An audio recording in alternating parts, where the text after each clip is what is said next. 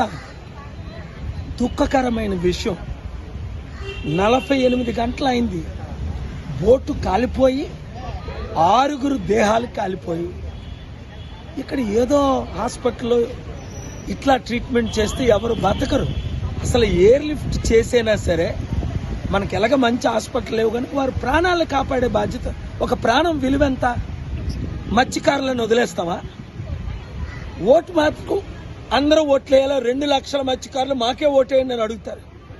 6 ప్రాణాలు పోతే ఎవరు కాపాడిన వాళ్ళు లేరు. ఓట్ బ్యాంక్ పాలిటిక్స్ మానేసి ముందు మీరు ప్రాణాలు కాపాడండి. అందుకనే నేను విశాఖపట్నం ఎంపీగా ఎందుకు పోటీ చేస్తున్నాను? వీళ్ళు మనల్ని పట్టించుకోరు, మన ప్రాణాలకు విలువ లేదు. వాళ్ళకైతే 7 స్టార్ ట్రీట్మెంట్స్, గవర్నమెంట్ హాస్పిటల్కి వెళ్ళరు, ప్రైవేట్ హాస్పిటల్లో కోట్ల రూపాయలు ఖర్చు పెడతారు. మనదైతే ప్రాణాలు పోతున్నా పట్టించుకోరు. కనుక ఇప్పటికైనా మార్పు రావాలి, మార్పు కావాలి.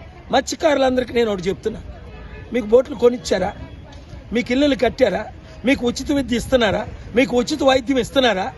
విశాఖపట్నం ఎంపీగా నన్ను గెలిపించండి, ఆంధ్రప్రదేశ్లో తీసుకురండి, ప్రజాశాంతి పార్టీని గెలిపించండి. ఉచిత విద్య, ఉచిత వైద్యం, నిరుద్యోగులందరికీ ఉద్యోగాలు.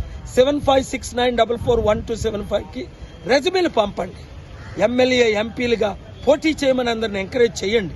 ప్రజాస్వామ్యాన్ని కాపాడదాం, ప్రాణాలు కాపాడదాం. Thank you very much. God bless you.